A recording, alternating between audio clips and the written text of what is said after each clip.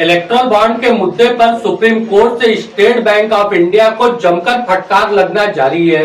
वहीं बाबा रामदेव को पतंजलि पीठ के भ्रामक विज्ञापन के लिए सुप्रीम कोर्ट ने अवमानना का नोटिस दे रखा है। इसी बीच हमारे एक बड़े अभिन्न मित्र हैं विकास गौड़ साहब, उन्होंने कहा कि इतने बड़े बड़े मुद्दों पे तुम्हारी बातें जो है शोभा नहीं देती है, तुम स्थानीय मुद्दों की बात किया करो। तो आज हम आपको स्थानीय मुद्दे की बात करते हैं, वाराणसी के उन अब जो है कमजोर तबके की आज आपसे बात करते हैं, जिन कमजोर तबके के पेट पे लात असंवैधानिक तरीके से पड़ चुकी है, मगर उनकी आवाज सुनने वाला कोई है नहीं। ये तबका है पथ विक्रेता, जिसको स्ट्रीट वेंडर के नाम से आप जानते हैं। पथ विक्रेता अधिनियम 2014 में उनको संवैधानिक अधिकार दिए गए हैं। हम आज खास तौर से जो आपसे बात कर रहे हैं, ये गुदौलिया दशा सुमेर मार्ग पे लगने वाले पथ विक्रेताओं की बात कर रहे हैं, स्ट्रीट वेंडर की बात कर रहे हैं। ये इतना कमजोर तबका है कि इसको पुलिस भी परेशान कर रही है और इसके अनुसार नगर निगम का प्रवर्तन दल भी परेशान करता है।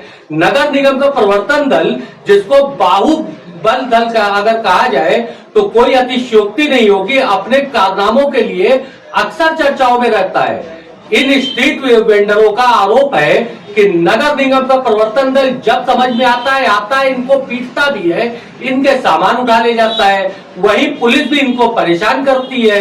एक लंबे अरसे से लग रही इस बाजार को स्ट्रीट वेंडर्स को अचानक बेसहारा कर दिया गया है। ये अचानक बेसहारा हो गए हैं। एक वैध कारोबार को ये अवैध तरीके से करने पे मजबूर है। ऐसा लगता है कि जैसे अपना ये वैध कारोबार एक अवैध तरीके से कर रहे हैं। इस संबंध में पथ विक्रेता संरक्षण अधिनियम 2014 में अध्यादेश जारी हुआ है।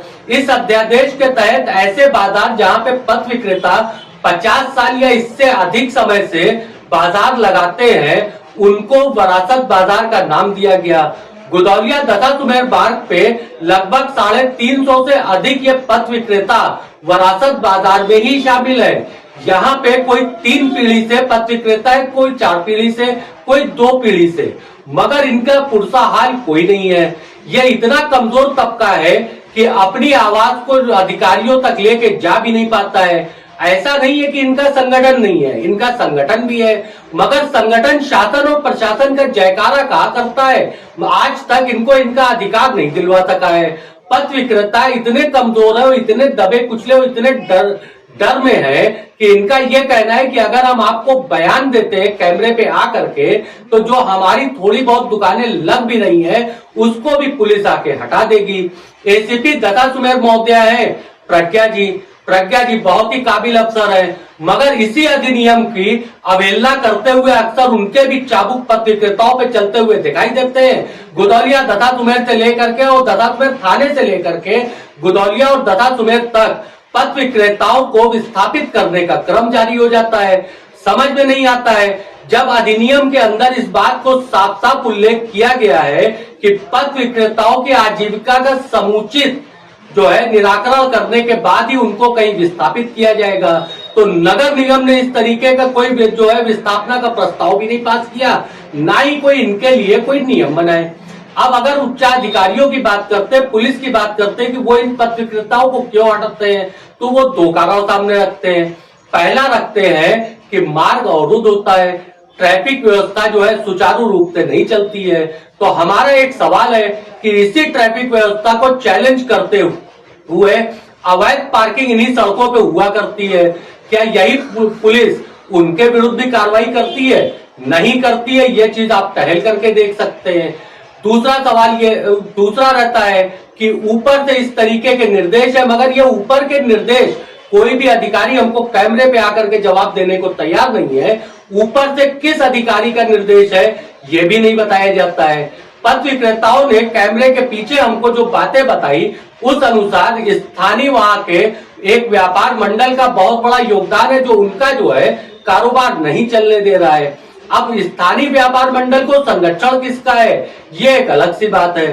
कोई अधिकारी अगर इस तरीके का सीधे जो है निर्देश जारी करता है, तो हमारा उनसे अनुरोध है कि पथ विक्रेता अधिनियम 2014 का अवलोकन कर ले और करने के बाद उस संबंध में प्रस्ताव पास करें। इनके भी अपने एक बाजार बनवा दें, बाजार बनवाने के बाद इनके भी दाल रोटी का कुछ इंतजाम हो जाए।